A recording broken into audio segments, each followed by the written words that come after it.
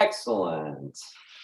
Nice to see the few extra people that came in just the last 30 seconds or so. Looks like Lisa and Mary and Rebecca. Nice to have you guys. And we'll see if some more people join. If not, then it'll just be a small group of us. And whoever comes on Facebook Live, we're happy to have all of you. Let me pray for us. Thank you, Father, for another opportunity to look at your word, to look at Jesus, to look at these controversial things that people have been asking questions about. Take care of us. We don't want to be all about just cool intellectual concepts. We want to be about following you. So show us how to do that too in the following days. Just help us to love one another in everything we do. In Jesus' name we pray. Amen. All right, let's go. We are talking about supernatural beings because someone asked that question in the Q&R time, and we're going to go ahead and deal with it in some detail. So the summer, as most of you know, the summer we're just kind of wandering around, and whatever you ask, we try to deal with. If I don't know anything about it, then we just talk for a while. If I know something about it, then I talk most of the time, and you guys just sit around. But if you're on Zoom, you're always welcome to just throw stuff in anytime you want. Just stop. If you want to text something, like you don't feel like you want to put something out in there, just go ahead and put it right into the Zoom. Travis usually checks those things, and if he thinks it's intelligent, then he'll ask me, because he has no concerns with being vocal. That's for sure. So running for politics, he wants to be that kind of special skill. My spiritual gift. Your spiritual gift, talking. That's right. So so let's talk about supernatural beings. We want to talk about angels. We want to talk about demons. We want to talk about Lucifer. We want to talk about Satan. We want to talk about cherubim and seraphim and all of this weird class of in between. I don't remember what the original question was. Something like, do we become angels when we die? Okay, so I think it was something similar to that. Maybe it was somebody, I don't even remember who asked the question. Karen's asked a lot of our awesome questions, but they've come from all kinds of different places. So the answer to whether we become angels when we die is something we have to wait to the end to find out, but I think that's, I don't think that's exactly what the Bible is leading us to think. But there are lots of religions that think that and lots of Christians who think that. But let's look at it. So this might take a couple of weeks for us to do. I'm going to start off by just looking at Satan. I feel like I asked some people whether we did this, and I guess we haven't done it here, but I feel like I use it as an example sometimes. So probably some of the stuff that you've heard, some of the stuff that I'm going to say now, you've heard. But here's what I want to do. I want to jump through this. Josh and I did a podcast on this for Rethinking Faith. We went through it and we just looked at every reference to Satan. So I thought that might be a good idea. Look at all the references to Satan and then look at all of the things that we think refer to Satan and just chat about those things for a while and see how far we get. And then next week we'll either continue that. I was thinking about doing maybe Mark 5 where Jesus meets a demon and just walking through that for a little while. I thought that might be fun. And then you guys can bring in whatever you think, whatever demons you've seen, whatever is in your life, we can talk about that too. All right, so let's start in the Bible. So this is like a real Bible study. This is not just me teaching on. This is like a real. You got to look at the Bible. So if you don't have a Bible nearby, it's not going to be that great for you today. So I'll read the passages, but you're going to want to look to make sure I'm quoting them right and that they make sense to you. So I wanted to start off in Chronicles. Well, let's start off in Genesis. Let's start off in Genesis 3. You know that story, right? Where does Satan show up in Genesis 3? As a snake. Garden of Eden, right? Garden of Eden, snake. Yep. All right, so show me where, like those of you who have the Bible, show me where specifically. Garden of Eden is what, chapter 3-ish? I want you to show me where Satan shows up. It says the serpent's more crafty than the animal, so just an animal is how he's referred to. The serpent was more crafty than any of the wild animals. That's the very first verse. All right. Wait, but you just said that you were talking about Satan. So is this Satan? An animal, the crafty one. A crafty animal. So where's Satan? Just It's not Satan. He's in the catechism. it's not Satan. Okay. He's in the what? The catechism. He's in the catechism. Is he in the catechism? I don't know, but like the church tells me that this is Satan. That's what I'm saying. Ah, okay. Actually, not just the church tells you that, Peter tells you that, right? So when we go to the New Testament, Peter will say something about that crafty serpent, the devil. Okay, but the devil, is the devil Satan? Yes. All right, so we have all of these ideas in our head, right? So we say Satan is the devil, is the snake, is Lucifer, right? Those pretty fair, those four statements. Anytime you see any one of those, you kind of connect them all together in your mind. Anywhere you hear the devil, you think about Satan. Anywhere you hear Lucifer, you think about Satan, right? And Satan is defined in your mind as some sort of archangel or some being that is against God and is like fighting against God, and maybe not equal to God, but kind of the most equal being in the universe, right? That's kind of our concepts of this. Okay, but what I want to show you is that I think we actually come to the story completely off. Okay, so the devil, as the devil, doesn't really show up until the New Testament. He's called the devil, diabolos. In the Old Testament, we have Satan, so we're going to look through these different things. We only have one reference to this guy named Lucifer, other than the great TV show that Stephanie Steiner is in love with, right there. Yeah, sorry, Andrew, that she loves him more. Wait, Stephanie's a follower of Lucifer? She's a follower of Lucifer, that's right. Yeah, because he's got great abs, from what I understand. You guys have seen the TV show Lucifer? That's what we're talking about, right? Okay, you haven't seen it. It's actually really fun. So I'm giving her a hard time because I haven't seen her here in a while, and it's my job to give her a hard time. She hasn't sent me brownies in a while. So my job. All right. So Lucifer is this bad guy, but he only shows up one time in the Bible that I'm aware of. Okay. And somehow we've linked him with Satan, and I'm not sure that's a fair thing to do either. And the serpent, nowhere in the Old Testament is called the devil, and nothing in Genesis makes us think that it's a devil. There's nothing going on there. The only thing that makes us think it's devil or Satan, if we do that, is this New Testament passage that Peter talks about. So I want you to think, for 500 years, the Bible is going through, people weren't calling this the devil or Satan, maybe for at least 400 years. Okay, so now jump away from Genesis 3, because there's nothing about Satan there, at least not yet. Jump into some other Old Testament passages.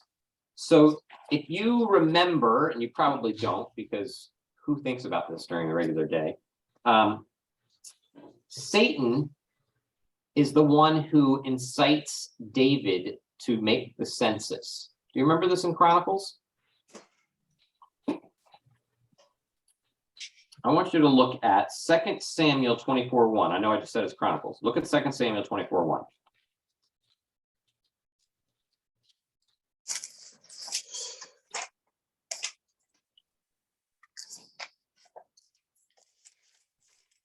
All right. Now, it says there, again, the anger of the Lord burned against Israel, and he incited David against them, saying, go and take a census of Israel and Judah. Okay, so who is the one inciting? Who is the one getting David to make the census? The Lord. The Lord, that's right. So look at, hold that right there, and then go to 1 Chronicles 21:1. 1 Chronicles is the last book. No, it's not in your version. It is the next verse. 1 Chronicles 21:1.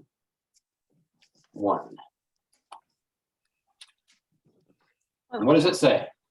Anybody want to read it? Then Satan stood against Israel and incited David to number Israel. Okay. Huh. So, yeah, that's a good conclusion there. Huh. So this is the same story, you know that Second Samuel and Second Chronicles are, I'm sorry, that Samuel and Chronicles are the same historical stories, just spoken over again. One says that Satan is the one who incited it, and one said God incited it. So now we have Lucifer, the devil, serpent, and Satan and God all being the same person, right? Doing our good systematic theology, we brought them all together now. So God is apparently Satan. Everyone okay with this exegesis? No. No, they don't tell the same story. It's as logical as the serpent and Satan, I suppose, right? It's logical that the serpent, what'd you say? I mean, if we can say that the serpent is Satan because Peter says it, well, Chronicle says God is Satan, so it's the same sort of logic, That's right. right? So it's the same kind of logic, right? So someone said that it's not the same story. So, but it is, I mean, it's the parallel story. So, I mean, it obviously tells the story a little bit differently, but it is the same census, or at least most scholars think it is. And if you Chronicles read- and Samuel have lots of differences. Sure, they have lots of differences. Yeah, they tell the stories differently. Yeah, With the same story. but this is the same census, or at least most people say that it is. So, I mean, I guess you could say one comes from God and another one comes from Satan, but most people think there's the same story told two different ways. So now we've got this other problem. We'll come back to it. Just want to give us a little bit of information first. Okay, just to kind of mess you up. All right, let's look at Job. You guys know Job is a major passage for Satan, right? So turn to Job. Let's see, where does Job start? Further along, Psalms, Proverbs, Song of Songs. Wait, where's Job? Job, Song. Wait, Mr. Job Psalms. that's right. I'm going the wrong way. Job 1, verse 6 is where it starts off. And I'm just going to skip some passages so we see that that Satan's there. Now the day came when the sons of God came to present themselves before the Lord, and Satan also arrived among them. There he is, Satan. The Lord said to Satan, "Where have you come from?" And Satan answered the Lord, "From roving about on the earth and from walking back and forth across it." So the Lord said to Satan, "Have you considered my servant Job? There is no one like him on earth, a blameless and upright man, one who fears God and turns away from evil." Verse 9. Then Satan answered the Lord, "Is it for nothing that Job fears God?" Verse 12. So the Lord said to Satan, "All right then, everything he has is in your power. Only do not extend your hand against the man himself."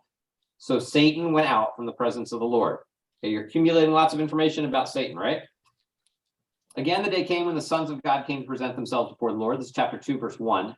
And Satan also arrived among them to present himself before the Lord. And the Lord said to Satan, "Where have you come from?" And Satan answered the Lord, "From roving about on the earth and from walking back and forth across it." And the Lord said to Satan, "Have you considered my servant Job? For there's no one like him on the earth, pure and upright man, one who fears, etc., etc., etc." But Satan answered the Lord, this is verse 4, "Skin for sin, skin for skin. Indeed, a man will give up all he has to save his life." So the Lord said to Satan, "All right, he is in your power, only preserve his life." So Satan went out from the presence of the Lord, and he afflicted Job with a malignant ulcer from the soles of his feet to the top of his head, etc. You know the story. After chapter 2, we don't hear about Satan again in the book of Job.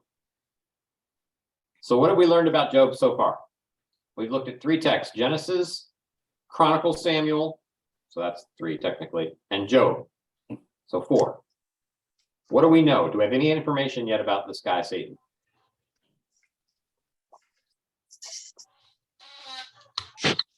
He can be in God's presence. Okay, good. So he He has only do access to the throne room of God. Yep. He can only do what God gives him authority.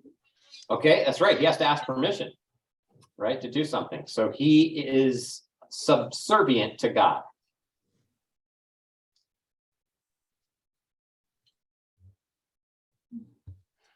He is a God. He is a God. Yep, maybe. I mean, certainly he has some sort of, I mean, it all depends on how you define the word God, right? It doesn't say here that he's a God, but it does seem that he is a supernatural being of some kind. He is a member of God's team, so to speak, God's council. His gang, that's right, his Gang. council. one of God's homies. That's right. And we've talked about the council motif here before. I'm almost positive we have. But you guys forget stuff as quick as I do. So you remember that council motif that shows up throughout scripture? That Satan is one of the ones that is part of this group of beings. I've always likened it to the Pendragon, to the Arthurian legend, kind of the round table, where King Arthur has his sword and he lays it on the table, but there's a round table, right? So there is an authority structure, but also he gets a whole bunch of people, a council around him. So council, C-O-U-N-C-I-L, right? Who gives C-O-U-N-S-E-L, right? They give counsel to God, so they are the council that gets together. So this is a motif that shows up all the time in scripture. So in this story, we have this council motif, this council where Satan comes in and he, along with everybody else in the council, has to say what he's been doing. He's been roaming about on earth and going to and fro, and he notices Job, and then he wants to attack Job to prove to God that Job isn't going to keep worshiping him. And God says, "Oh yeah?" He says, "Yeah, oh yeah, yeah." And then they do the test. And the test is another 37 chapters.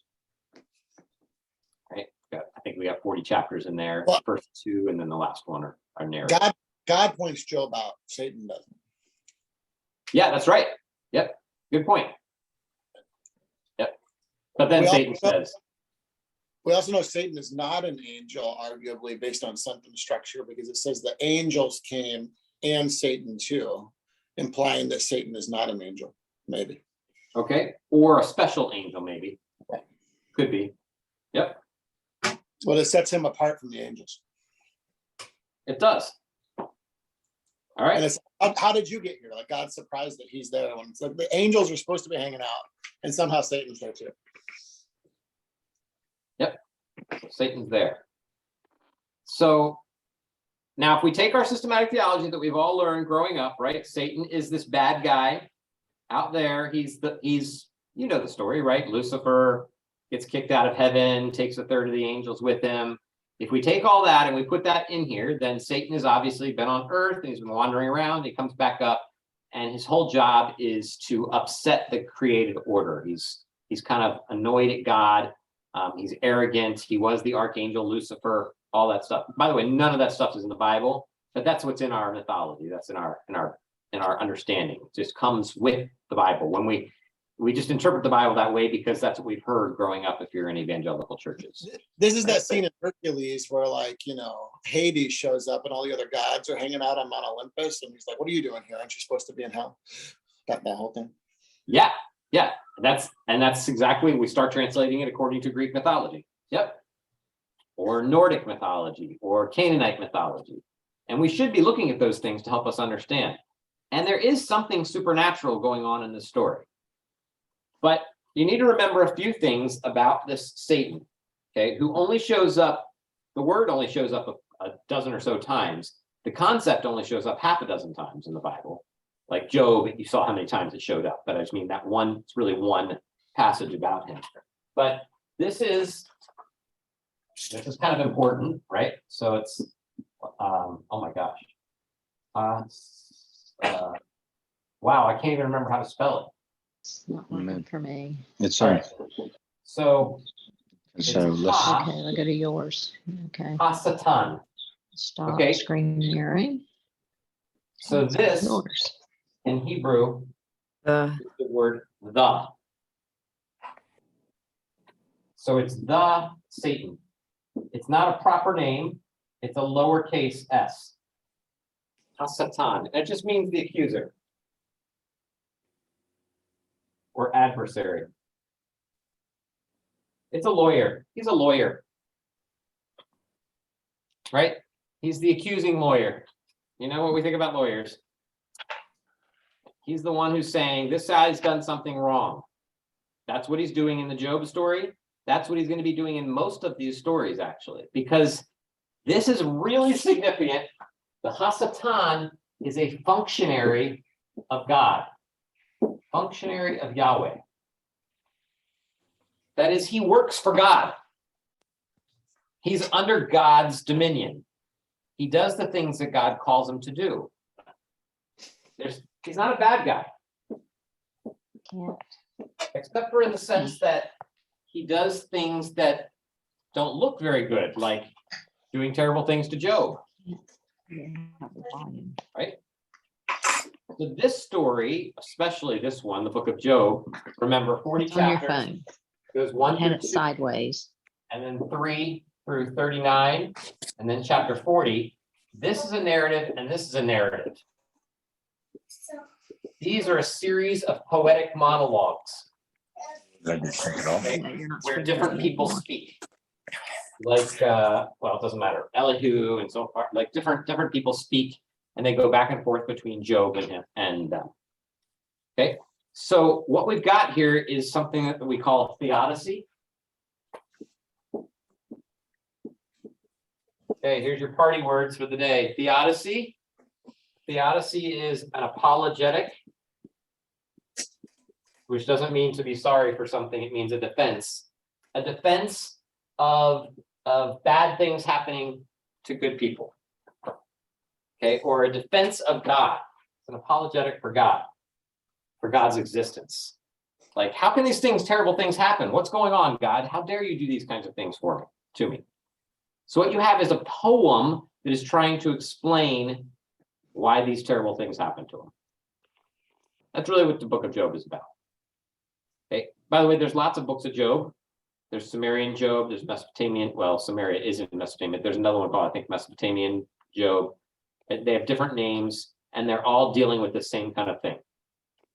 The ending of Job is believed to be redacted as well, right? That's a pretty common scholarly consensus. Yes, so it's probably this section alone, and then this and this were added. 1 through 2 and 40 were added as narratives to give you some sort of a storyline to make it up, right? And you can tell that it's a poem because, I mean, basically everything in this chapter, he gets back double. All right, so he lost 10 kids. Oh, he gets 20 kids back. Well, I don't know. I don't remember if that's what happened, but he gets double the amount of animals. He gets double the amount of money. It's just a basic way of saying, okay, God is taking care of the problem. He's given it all back to him. And we can argue about what the book of Job is about because there's a great new book. Did you end up reading that, Josh? Abraham's Silence? I haven't read it, but like how I would talk about Job is, or one way to talk about Job is that Job is a critique of retributive justice. And it's saying that retributive justice doesn't work. That's not how God is. It's a critique of that, or at least Yep. that's one way you can read it.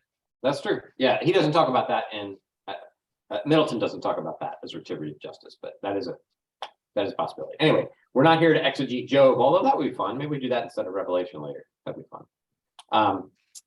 But this is just another picture of Satan. So I want you to get the big picture of Satan, okay, as we're heading towards supernatural beings. So far, what we don't have anything that's obviously supernatural. We got a serpent that looks like a regular serpent.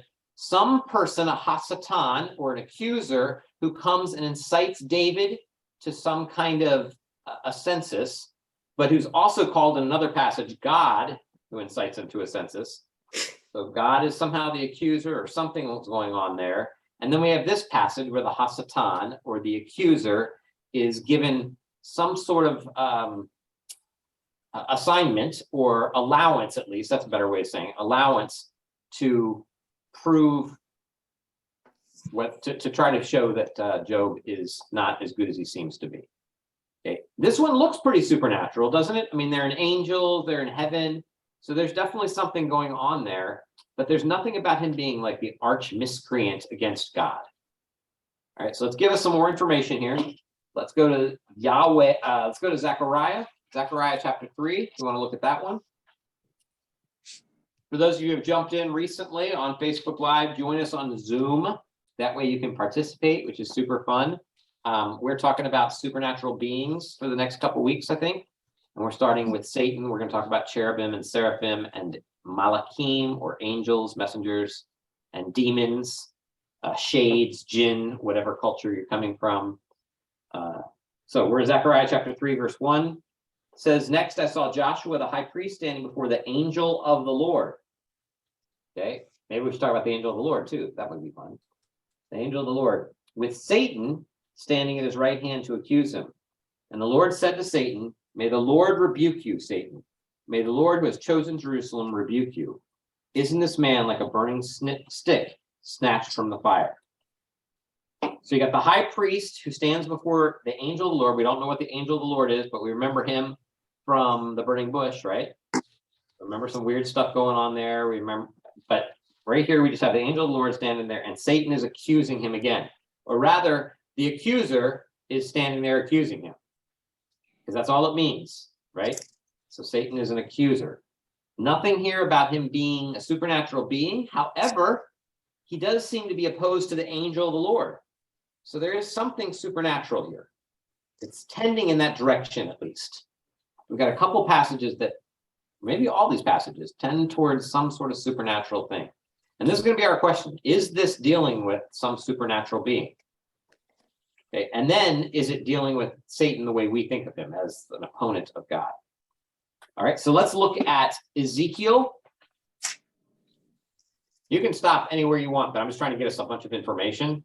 So I just did a word search for Satan everywhere. So Ezekiel chapter 28.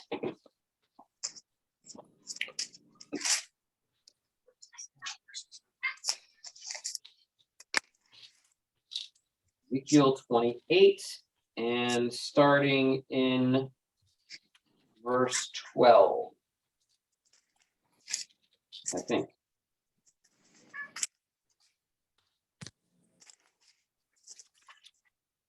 Am I in the right place? Oh, 28. I'm in 29. That's why. There we go. Yep. All right. So here it is. Look at where it starts. This is what the sovereign Lord says. You were the model of perfection, full of wisdom and perfect in beauty. You heard this text before in Ezekiel? Model of perfection, perfect in wisdom, perfect in beauty, full of wisdom. You were in Eden, the garden of God. Every precious stone adorned you, ruby, topaz, and emerald. Did we not do this recently? Have I been teaching this somewhere else? I really feel like we just did this. Can you tell me, did we just read Ezekiel and Isaiah recently in this class? Some of you here every single We week. did it on Sunday morning class thing. Okay, so I did it on Sunday morning, but not for you guys. Okay. All right. It's similar before. I definitely heard before. Although my Bible actually has in 12, concerning the king of Tyre, it actually says in verse 12 there. Yeah, it sure does. I tried to skip that and hoped you wouldn't see it. Yeah, but you're too sneaky there, Matt. Thanks a lot. Yeah, but this is Ezekiel is one of the passages, along with Isaiah and one in Revelation. These three passages give you the whole mythology that you need to create the Satan the way you think you should create him. Okay, that is that creature in Eden, which we all know is the serpent, right? Who's done all these, what we're about to read about, who's kicked out of heaven because of pride, etc. So model of perfection. Okay, so we've got perfection. So we know that's got to be a supernatural being. Wisdom, perfect in beauty, right? We're told that he's more crafty. The serpent is more crafty, it's just the word arum, wise, more wise than all the other ones. We're told Lucifer, right, is an angel of light. We know all these things. By the way, I don't know where we're told that he's an angel of light, other than the fact that he's called Lucifer, which means son of the morning, in another passage, Isaiah, which isn't talking about Satan at all. You see what we do? We bring in these things. And that's the from original language that was written in, right? Lucifer. What? And that's the original Hebrew, Lucifer? Lucifer is not even Hebrew. No, it's Latin. Yeah. No, the Hebrew will just say, I think son of the morning. We're about to look at it. It's in Isaiah, but we'll get there in a second. The verse in Chronicles is translated by the complete Jewish Bible translation directly as adversary. It's not Satan. Right. See, that's very wise of them. They've done the work for you. But it is the word Hasatan, right? So that's where we get it. I'm trying to show, I think, that this isn't a proper name. This isn't like somebody specific. Maybe it's just concept of one who opposes God, even though he's under God, one whose job is to call into question what God is doing. So here we are. Let's keep going. Every precious stone adorned you. You were in Eden. You were the garden of God. Every precious stone adorned you: ruby, topaz, emerald, chrysolite, onyx, jasper, sapphire, turquoise, and beryl. Your settings and mountings were made of gold. On the day you were created, they were prepared. You were anointed as a guardian cherub, for so I ordained you.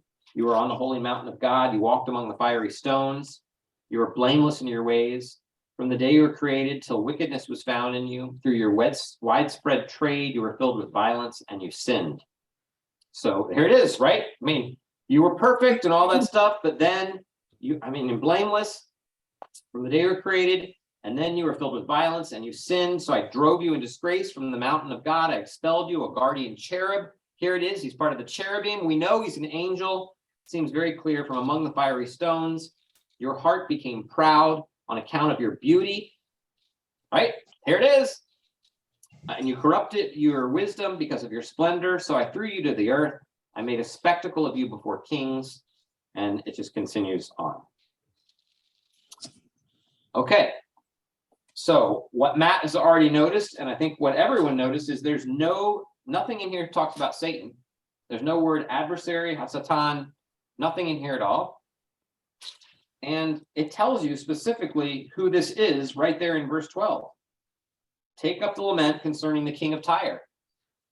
So the king of Tyre is called all of these things, right?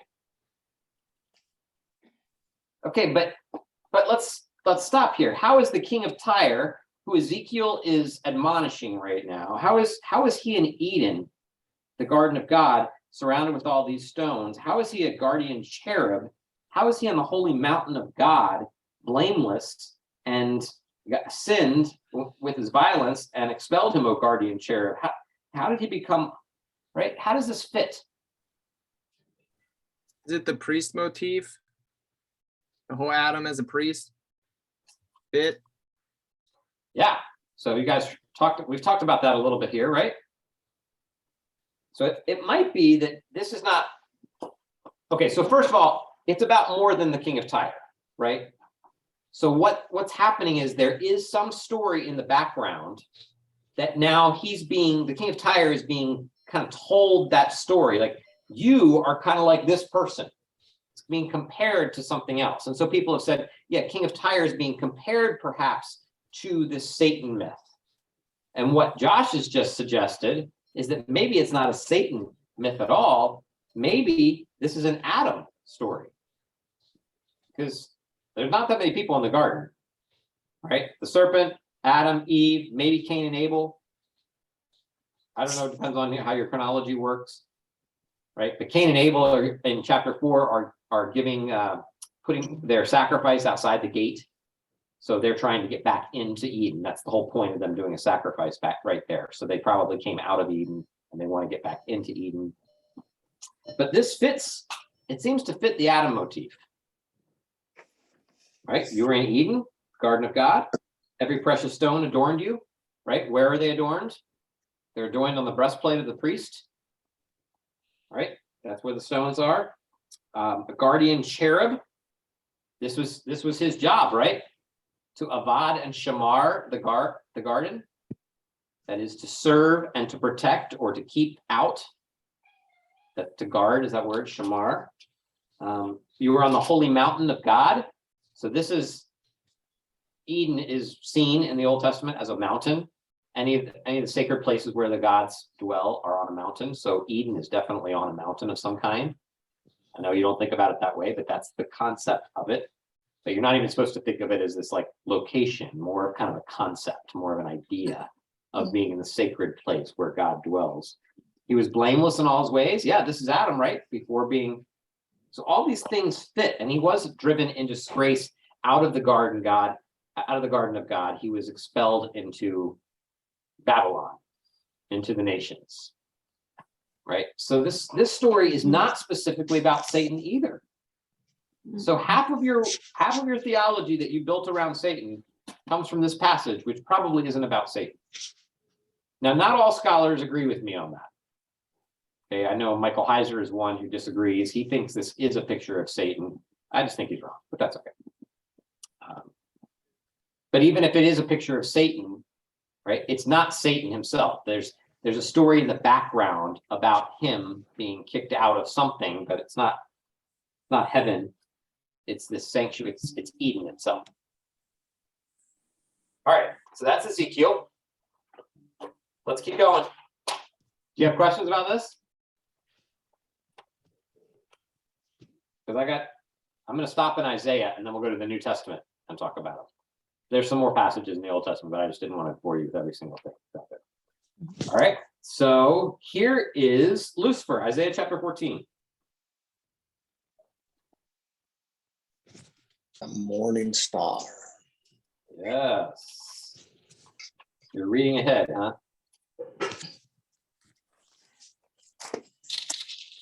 Isaiah 14, and this should be verse 12 as well, I think. Yep. How you have fallen from heaven, O morning star, son of the dawn. Any of your versions say how you have fallen from heaven, O Lucifer? Nobody's. Everybody's was smart enough to take that out. Now, if you look probably in your, if you've got, Mine says Lucero de la Mañana. wow. Yeah, Okay, Lucero I don't know what that means. Lucero de mañana. Cool. means light of the morning. Can't figure out how to get out of this Zoom call. You can't figure out how to get out of it? No, I'm going to dinner and I can't figure out how to exit. I don't want you to come to dinner with me. No offense. Just I can pick you out. So, All right, let Yeah. Mindy go to dinner. She wants to get out of it. Kick her out. Bye, Mindy. Jason, Okay. can I ask a question Yeah. about so the Lucifer's what does it say? Star, son of the morning star, whatever. Yeah. When it talks about Lucifer falling as a star, do we need like, because I just remember with like ancient Hebrew cosmology or whatever, like believing the sky's like a firmament, like a glass dome, and like the stars or like angelic beings, whatever, were like stuck in the firmament, like they believe that they're like glued to it or something, like a part of it. Yeah. So like Satan or whatever, Lucifer in this passage, are we like, should we be calling that to mind? This idea of like, I haven't thought about this before. This is 100% off the cuff. I just thought of it. But like that idea of Lucifer, if they're calling him a morning star, this idea of the firmament and a star like coming out of it, is that a thing? That is certainly in Genesis cosmology. Certainly, we have the stars are put into the rakia. The sun and the moon and the stars are put like attached to it. That seems to be the concept. But that's not the only way that people have seen, right? Even Paul talks about different levels of heaven. So they've advanced over time. So I don't know in Isaiah what his cosmology would be, but it does seem to be that the stars, I mean, people see things that are stuck. I mean, even back then they were seeing shooting stars. So falling stars would have been a normal thing for them to notice. So I would guess they're probably not thinking about it being stuck right now. They're thinking about something in that world of the heavens where God dwells, and this someone getting kicked out. That's what's happening with stars.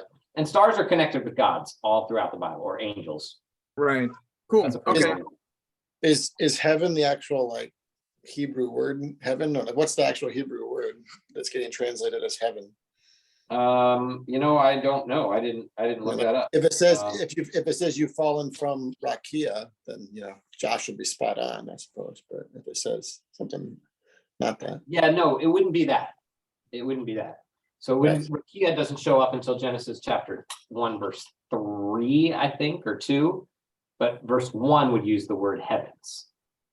So Bereshit Elohim Hashemayim Baha'aretz. So it's Hashemayim probably, or the heavens there. Not Rakia. All right, so you've been cast down to the earth. You once laid low the nations. You said in your heart, I will ascend to the throne of above the stars of God, or above the angels of God. And I will sit enthroned on the mount of assembly. Again, we've got the mountain, the cosmic mountain, the place where the gods dwell. So he's placing himself above all of them. All the utmost heights of the sacred mountain, I will ascend above the tops of the clouds. I'll make myself like the Most High, El Elyon. But you, or El Elyon is just like the God of the mountain or the highest God, something like that. I know you guys all remember Amy Grant or Michael Card, El Elyon Adonai, right? El Shaddai, El Shaddai, El Elyon Adonai. Okay, anyway, so Shaddai and El Elyon are the same kind of idea, the God of this high God. I'll make myself like him, but you are brought down to the grave, to the depths of the pit. Those who see you stare at you and ponder your fate. This man who shook you did all these things, and then it just keeps going. All right, so here's our idea that God kicks them out of heaven, and because he wanted to go up into heaven, he wanted to go higher than God. But you'll notice again, nowhere in here do we have anything about Hasatan. So we've told you about some passages that talk about Satan, and now we've told you about some passages that we thought talked about Satan, which don't. The ones that you don't remember are the Chronicles Samuel ones, the Zechariah ones, where he's before the high priest and he's accusing, and the ones you do remember in your mythological addled mind are Ezekiel and Isaiah, which aren't even talking about it. Okay, Isaiah is talking about, well, look back to verse 4 of verse 14. You will take up this taunt against the king of Babylon. So again, there's probably is something in their culture that they're referring back to. I don't mean to say that that this is just some kind of cool poetic thing for the king of Tyre and the king of Babylon. They are they're jumping off of a text or an idea, spirit that's in the air at that time of someone who has been, who has tried to make himself more powerful than God. And they've got myths like Baal Hadad is also called the star of the morning, or called Lucifer. And he has mythology about him being kicked out of heaven as well. So I looked up the Hebrew because I'm that nerd. And you're right about the heaven, but we're wrong about the star. The actual Hebrew is Ben, sun. It's not star. From 14, we didn't say anything about star as to what it was. Well, but we're saying like under the operating like is it a star that falls? The actual Hebrew is Ben, like Ben this, Ben that, son of sun. It's sun, morning sun, like the son of the morning is son of the morning. Yeah. More literal translation as opposed to morning star. So what's the next one? So star is not it. It says a morning star, which we translate as Lucifer, and then it says son of the dawn. What's the parallel structure there? This is only for my own curiosity. Oh, morning star, son of the dawn. Because that's the word son is the next word, Ben. Travis is saying the word stars. It's how you are fallen from heaven, Lucifer, son of the morning, how you are cut down to the ground, you who weakened on the nations. Star is not. I can try and read the Hebrew translation. So you translated Lucifer. That's the morning star. Hallel. So it's Hallel star. Hallel is no, it's not the word star, but it's the word for Hallel is just a praise actually. So I don't know which Hallel this is. So I think this is that God that's in there. I have to do my research, which I didn't do for this. Okay. But so it's just the word Hallel by itself for Lucifer? Correct. It's H-E with a little pointy spike over it, hyphen L, that same E-L. Or here. H-E hyphen E-L. So it's Ha'el. So it's the word God? Can you see this or no? Probably not. Yeah, I can't see that at all. Yeah, hold on. Do you need a whiteboard, Travis? I know. You should be a teacher. Why am I teaching this? You know Hebrew, apparently.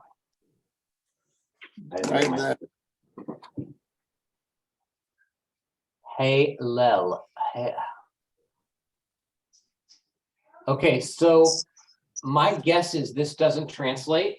My guess is this is a proper name, Hallel, because I don't know what that is. Hallel.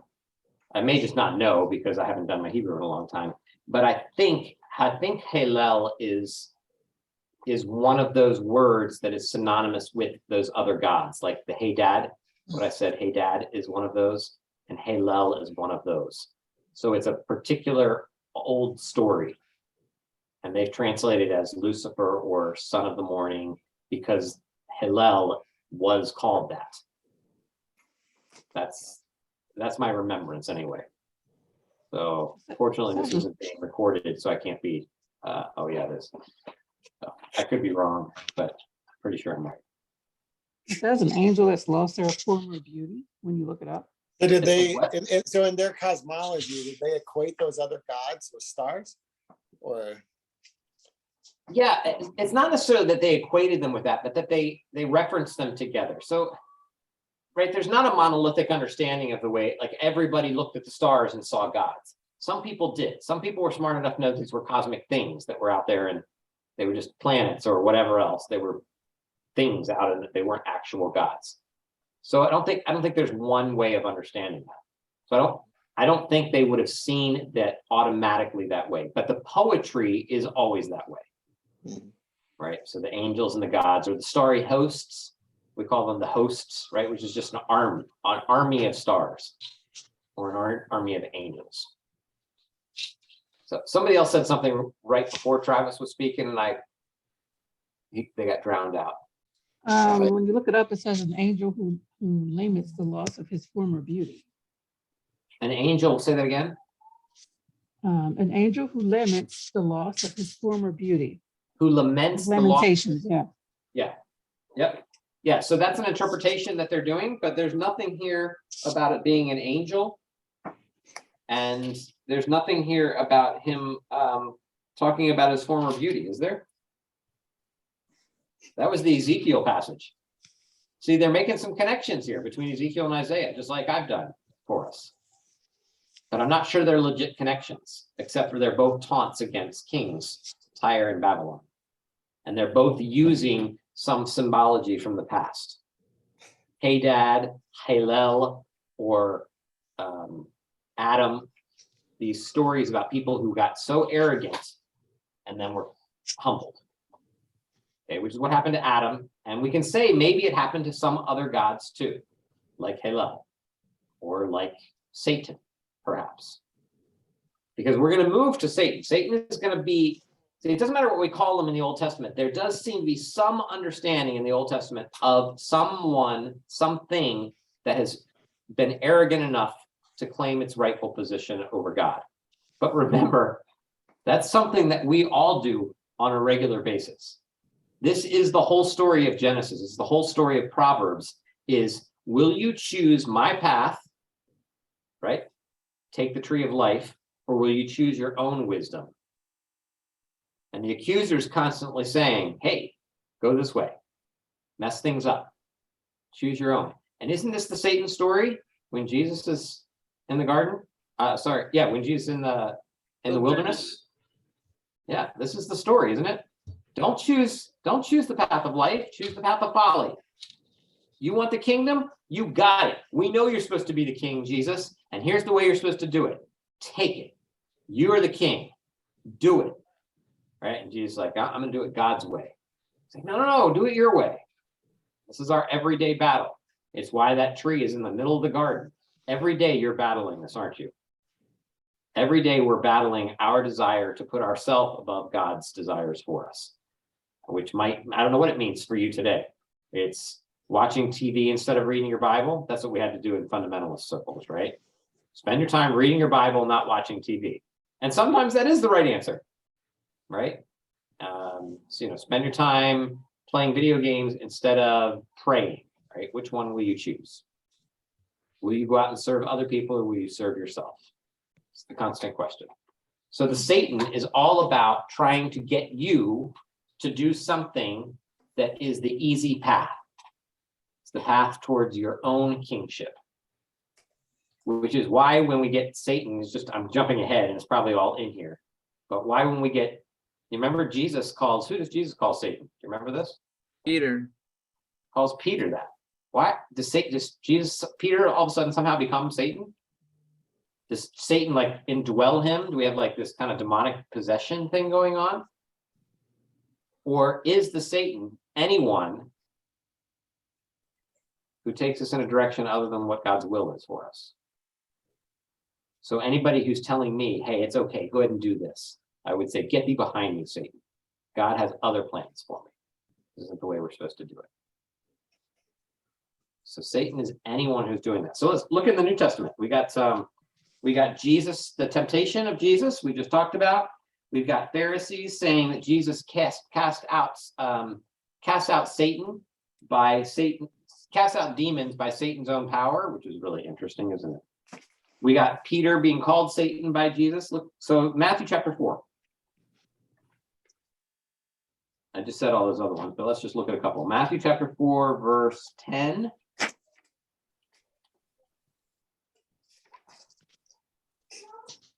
Jesus said to him, away from me, Satan, for it is written, worship the Lord your God and serve him only.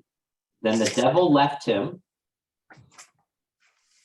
and the angels came and attended him. That's a lot of supernatural going on there, right? So now Matthew is equating Satan and the devil. It's brought that together. In the Old Testament, we don't have some angelic creature, at least not obvious, but by the time of the New Testament, that's exactly what we have. So hopefully if you've been listening to me long enough, you know that there's a progression of theology, that people in Genesis don't believe the same thing the prophets believe, who don't believe the same thing that Matthew and Paul believe. Right? There's a movement. Eschatology, angelology, hamartiology moves. Okay, there's just words like the last things, angels and demons, the doctrine of sin, all this kind of shifts as they start to nuance and focus a little bit more on things. Jace, angelology started to develop more fully during like Second Temple kind of vibes, right? So like Right. that like what people call like the gap between the Old and New Testament, which really wasn't a gap. People were still writing, but like that's kind of where that kind of happens. And so then it's like almost like this is now part of Jesus, like Jesus's world, so to speak, right? Like Jesus would have had this understanding because now angelology is like a part of his worldview. Is that? That's exactly right. Yep. Okay. Yeah. So sometime in the Second Temple period, again, we call that like that intertestamental period, or the time between Malachi and Matthew, those 400 years. It's really just a couple hundred years around Jesus. There's a development in angels, in systematizing the angels. Like now we've got angels of this, and this, and everything starts to become more clear. Not that they didn't believe in angels before, right? The Malachim in the Old Testament are angels. They're all over the place. We've got the angel of the Lord. We've got people coming and or angels coming and doing things, right? The three angels that go to Abraham that destroy Lot, Sodom and Gomorrah. All that stuff is out there, but now it's starting to become more systematized. So the world that Jesus is growing up in is one that understands things like demon possession, where people seem to be overcome by some supernatural force. Now, what we're going to have to ask, and what I'm not going to answer for you, is whether these are actual demonic, like there's something actually coming. Does Satan actually possess people? Do demons actually possess people? Or is it more a concept personified to make sense for us, to help us understand things? So I remember that Paul Meyer, who's a psychiatrist, said he's never seen one real case of demon possession in his life. He's never heard of anything like that. There's always some sort of understanding psychologically as to what's happening in those situations. Okay, so I don't know. You're gonna have to figure that out. Maybe we'll figure that out together. But this is one of the places. So Jesus says, go away, Satan, for it's written, you're to worship the Lord your God and serve only him. Matthew 12, you just turn the pages a few. Matthew chapter 12, verse 24. But when the Pharisees heard this, they said, he does not cast out demons except by the power of Beelzebul, the ruler of demons. Okay, which is like Lord of the Flies or something like that. So I don't know what yours translates, Beelzebul, but it's the word Baal and Zebul together, right? So it's a god of something, a god of of dung or flies, or it's definitely where the book The Lord of the Flies comes from, Beelzebul, right? Chaos. If you had to read that book when you were younger, Lord of the Flies, anybody? Right, about everybody ending up on an island, right, or something. I can't even remember. It's a bunch of boys, and it's a terrible world now. Chaos reigns, anarchy. It's my house with my kids home from school. Yeah, exactly. Yeah, it's definitely Sarah's house. Yep. So if Satan, we just keep going in verse 26. If Satan casts out Satan, he's divided against himself. How then will his kingdom stand? And if I cast out demons by Beelzebul, by whom do your sons cast them out? For this reason, they will be your judges. And Mark chapter 3 does the same thing, tells the same story again. So it's an argument, is like, he's like, wait a minute. You're saying that I'm using the power of Satan to cast out Satan's people? Like, that doesn't even make sense. So we're learning something else about how they understood Satan. They understood him to be someone who possessed others or gave them power. Okay. So again, what we're trying to figure out is whether we want to understand the way that they do in their world. Is this a description of the way they thought about the world? Or is this kind of a prescription about how we are also supposed to think? So they have this whole view called conflict narrative, like this, this idea that there aren't, so there's two different ideas, right? One is that the angels are actually fighting, that there's actually some kind of battle supernaturally going on. And another one is simply that this is an idea that's created out there in order for us to understand how darkness and light is constantly in conflict. Okay, that's what you're gonna have to come to on your own. Okay, so all of these stories, you can say, well, if they happened historically exactly the way that they say, then you really have something, make someone being possessed. If you see these as just stories that are designed to get across a different point besides the possession, then you don't have to say that they're teaching you theology at all. They're not teaching you how you're supposed to think about demons. Okay, I find myself torn. Like, I know that backing up to our hermeneutics, how do we decide which ones are just stories and which ones are more than stories? Yeah. Instead of just running through 20 texts in an hour, stop and spend some time in those texts, each one of them. Look at those words like Hallel, like you just did. Read a commentary on it. Make some decisions.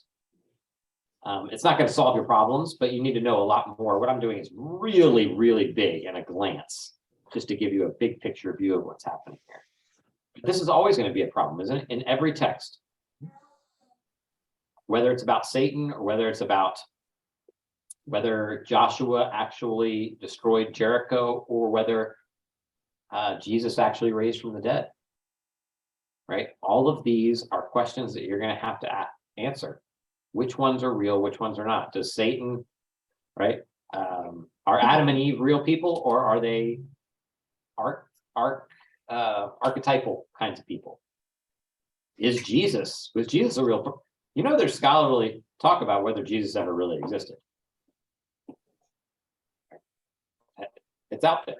I don't find it very persuasive when they say he didn't, and neither do almost all scholars. Like 99% of scholars are convinced that he's there, that he's actually good 15 minutes. There was an actual Jesus. And obviously I agree. Obviously I agree there was a crucifixion and resurrection. Obviously I agree that he's a king. I'm doing all this church stuff for a reason, not because I think he's a good job, but because I'm absolutely in love with this guy that I think is historical and real and actually did all these things. But I do think there is a job, as Travis said, in hermeneutics for us to make a determination as to what stories, what are they designed to teach us?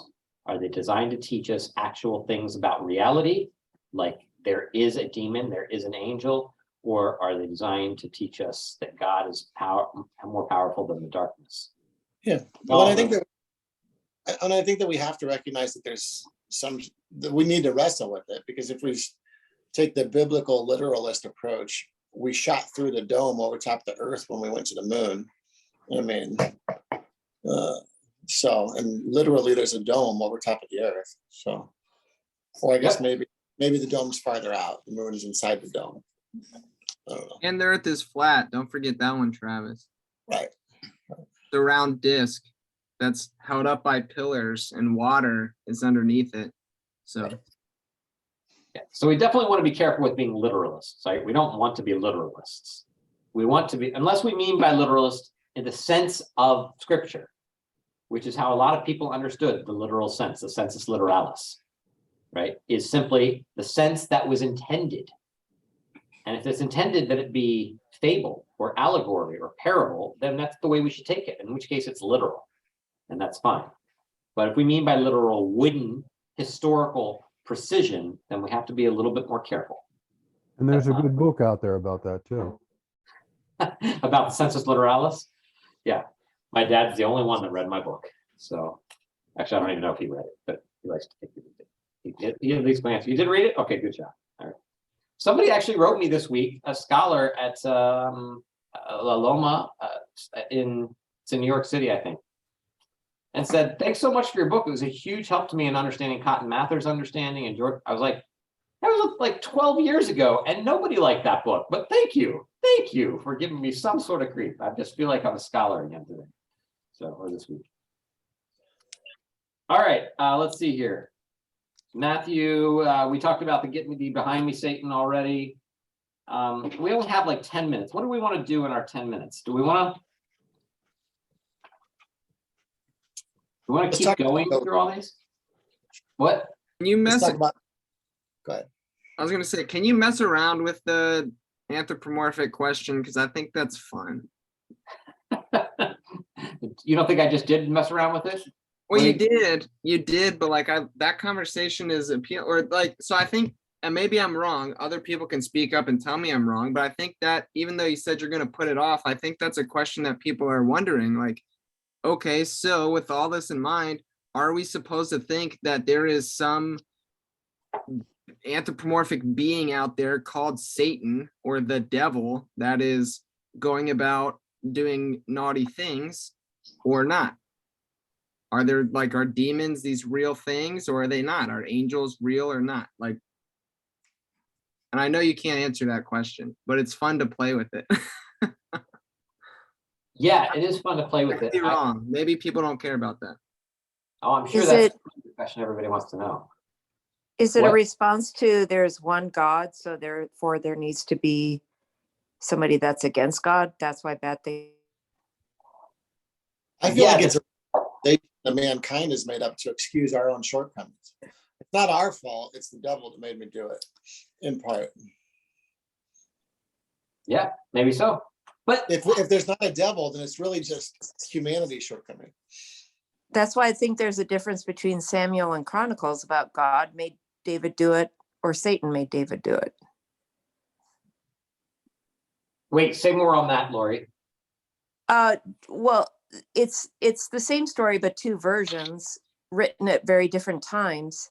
Yes. So in the first version, it was okay for God to do this, makes David do it, but maybe later on, and I don't know it well enough, but maybe later on, no, it's not okay because we have one God.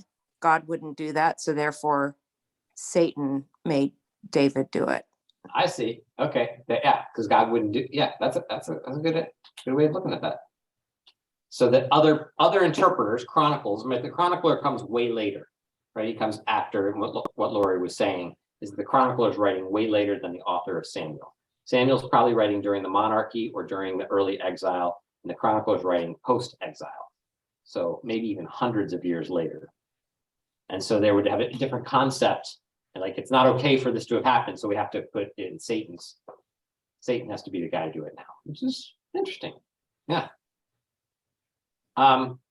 Okay. So I don't want us to think that this is just the figment of our imagination, right? Because Satan or the devil, like, he's all throughout the New Testament. So we have to do something with all of this, right? There's a thorn in the flesh that's given, like there's so many different things. We see, I'll just list some of these, right? Satan is the one who snatches seed on the path. He can't divide himself by casting out demons. We see Satan falling like lightning from heaven. He binds a woman for 18 years. He enters into Judas. He wants to sift Simon as wheat.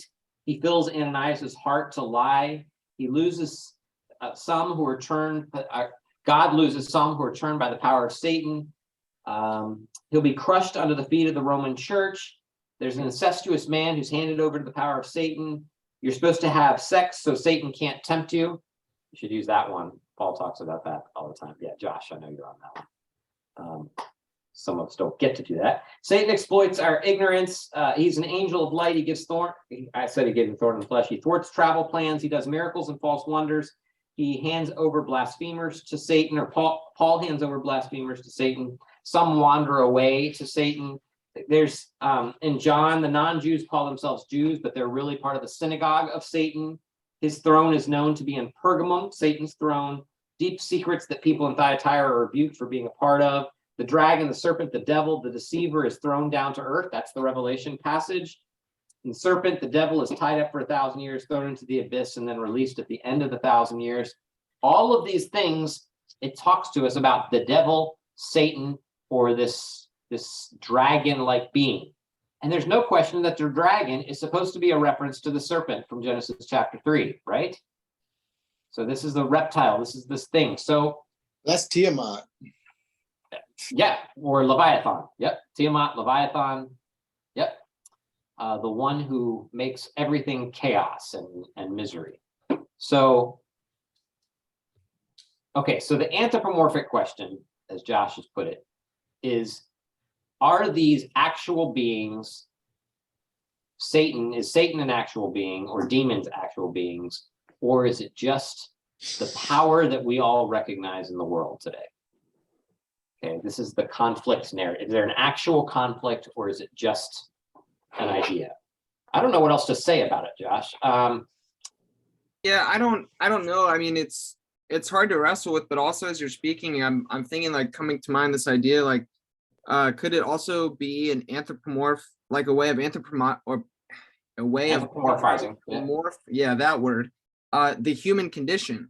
Like, if we believe that people are capable of tremendous good and tremendous evil, would it be a helpful way to talk about when people give themselves over to the part of them that wants them to do bad? Because I think Paul talks about that, right? Like, there's the stuff that I don't want to do, and I do it anyway. So, like, could this idea of the Satan be a way of talking about our human condition, in that, like, there are times when we give ourselves over to the way of the devil, the accuser, the bad stuff that we don't want to do, we do it anyway, and that's that. Like, could it be a way of speaking of that, like, of making sense of trying to understand why people do stupid stuff, like, or whatever? I don't know.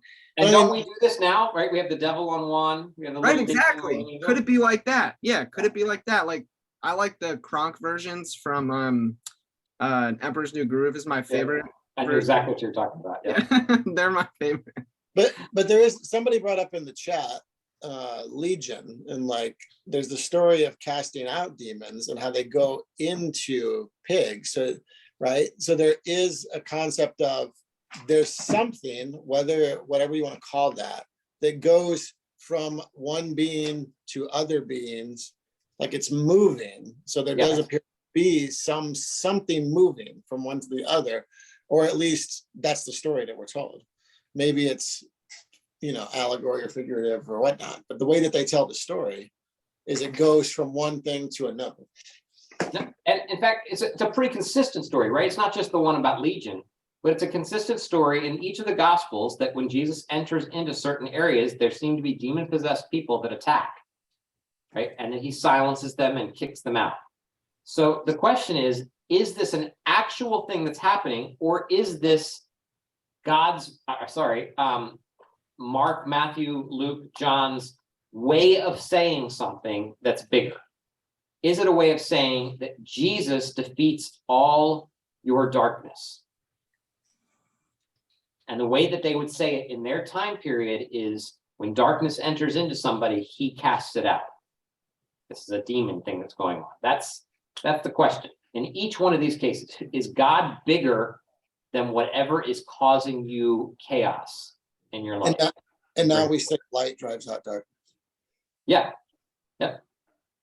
Light drives out darkness, or love, right, drives out fear. There's lots of different ways that we would say it. So I have trouble, and I know Josh and I again have talked about this before. I have trouble with going to a fully that this is just an anthropomorphized. I did the same thing you did. Anthropomorphized view. I'm not quite ready to go there yet. I still think that there are forces, spiritual forces in the world that are actual entities that change the way, that contribute to the destruction of creation, to decreation. And I don't think it's just us. Do I think we're part of those forces that contribute to decreation? Yes. I mean, I'm part of that all the time. Maybe just by driving a car, I don't know, right? Ecology and stuff like that, but I'm not going to go that far. But we're certainly doing things every day when we're not being kind to our neighbors and stuff like that. But I guess I've just heard too many stories of people that I trust who have seen things that I can't explain. And I haven't seen anything. I've never seen anything remotely that makes me think there's anything spiritual out there. But I just heard so many other views. So many people who have been in, especially in different lands. But I think part of what you're talking about is the nuance of it not being a binary situation, Satan versus God. It's not that duality. What you're talking about is that nuance of there being forces that are against love, against good, against order, and then the overwhelming power of God, of order, of love, and what that actually is. And I think, at least in my way of thinking, I apologize for jumping in here late in the game, but it's something I've thought about a lot. I know you and I have talked about a lot. I think giving the acknowledgement to those things as real and God as the overwhelming force, instead of looking at it as a duality, I think it is probably the healthiest way. I think it's ignorant, for me at least, to say that I can understand. I can't understand, but I do know, and I do also believe that there are forces. What they look like, what their nature is, what it is, I don't know. But I know that it's not a duality. It's not a binary this or that. I like that. Yeah, not a binary. I like that. Anybody want to comment on that? What she's saying there? As she said, we've talked about it a lot of times, me and her. So, Well, we also have Gabriel being hindered from going to the place he was supposed to go, and he had to fight off other spirits or whatever. right. So we in know, if yeah. we believe that, we know that there are other beings, whether it's called Satan or the accuser, really makes no difference. It just helps us in our understanding. Yeah. You're talking about the passage in Daniel that talks about Michael, the archangel, who is kept from going to Daniel to give him the answer by the prince of Persia, which is, of course, doesn't say that it's a demon, but I mean, it gives us every understanding that it is, that there's some sort of spiritual battle. So I'm with you. If you hold that as something that is teaching us about spiritual entities and not being just a contribution to the story to make the story do something else, right? And that's always the problem. And I did see that Revelation passage, and I wanted to read it just to give the other side to all of this. The great dragon was hurled down, the ancient serpent called the devil or Satan, who leads the whole world astray. He was hurled to the earth and his angels with him. Remember, I told you in the beginning, it's Isaiah, it's Ezekiel, and it's a passage in Revelation that give us our mythology here. And by the way, I don't mean mythology as something that's completely false. I just mean it's our story. It's the way that we tell the story of this. And it comes right there. The question is this the story of when Satan fell? Or is this a different story? Is this his falling and before creation? Or is this something else that's happening? Just like when it talks about one day he's going to be thrown into the pit, is that something that's already happened? Or is that something that's future? So, and I know that we think about Revelation as something that's future, and I think we just misunderstood just completely misunderstand what Revelation is about. Okay, there is some futurism taking place in the Revelation, I think, but I think most of it is futuristic in the time period of John, and not even that futuristic in the time period of John. Some of it's actually talking about the past that has just happened, right? It's talking about the crucifixion, because Jesus himself says in Mark, in the book of Mark, right? I see Satan falling like lightning from heaven. It's not something that he saw thousands of years ago. It's something that he was watching right now. Even then, Satan was being cast down, or the accuser of the brethren is being cast down. It might be a better way of saying it. That is, Christians, as we close this, you do not have to feel ashamed, accused. The one who accuses you is not God, right? Satan is the one who accuses you and tells you that you're not good enough, that this happened to you and that you're not loved, you're not enough. This is something that I've believed so strongly in my head, but I've never been able to, I have not been a good person in life in giving this message. Like, you are enough, right? No matter who you are, God is absolutely in love with you. And that's the whole idea of casting out this darkness. Stop taking all this on you. And some of you here have told me this over and over again, and I still don't believe it for myself.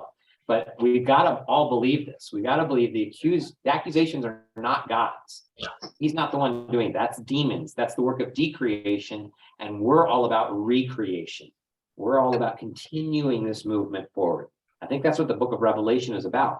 Recreation, continuing forward, and devils, demons, Satan, etc., are all about uncreation or decreation. So we're moving forward. So yes, the principalities and powers of Colossians 2. That was in my list as well. Good job, Brad. Yeah, I don't have time to talk about all of those, but that's that ranking, right? Principalities, powers, the dunamis is authorities, and the thrones, and those different rankings that start to happen in the second temple, where they begin to rank the different orders. And there are orders, right? Supernatural beings. There's like class 1, John Walton calls class 1 like Yahweh, and then class 2 are like these other kinds of gods, and then there's like class 3, which are like Malachim or angels or people who give little messages, and then there's people like us down at the bottom, right? There's these different rankings. Those are fictional rankings, but there does seem to be some sort of a power grid in the New Testament, at least. So I'm with you, Brad. I feel like we were all over the place tonight in order to finish it. But let's bring this up again next week. I actually probably will do like a passage, a demon possession passage next week. And then all the stuff will come back up again. And I'm going to try and apply it. I want to grab hold of this idea that you don't have to be accused. You can't be accused. So when you feel accused, you can shut Satan down. Okay, it's not his job. I mean, it is his job, but he's just like, I don't have to listen to you. God told me something else. I'm a son of the king. I'm a daughter of the king. That's pretty nice. Sorry, Travis, what were you gonna say? I was just going to say, so for those of you who are here, are you all back next week? We're going to be talking about ghosts, spirits. What are we talking about next week? Yeah, I don't know where we're going to go, because this wasn't exactly all the direction that I was going to go this time. So I thought that I would just do Mark chapter 5, if you guys want to look at it, and talk about demons for today. And then we can talk about angels for today if you want. So if you want to do a little bit of research, come smarter than me, that'd be great. I'm taking the summer off is basically what I've been doing. I haven't done a lot of research. I've been just grabbing some old ideas and rehabiting them. Hey, that's not very fun. So I didn't really take it off. I've done quite a lot of work, but I haven't done as much work as I wanted to, obviously, as you heard. So when we get back to Revelation, or I keep thinking I'm not going to do Revelation. I keep trying to push it off. So if you want Revelation, you're going to have to fight me. You're going to have to fight it. You're going to have to send me lots of texts telling me you want it. I'm thinking now about Jude. I'd rather Jude, because then there's all these cool Second Temple stories that I can bring in. They're so much fun. So like Moses and the Archangel, like there's some Satan battles that are going on in that book. It's super cool. Anyway, I'm sure I'm out of time. Am I out of time? Yeah, Yeah. 5 minutes past. All right, stop the recording. I'm going to stop Facebook Live. See you guys later. I hope this worked this time.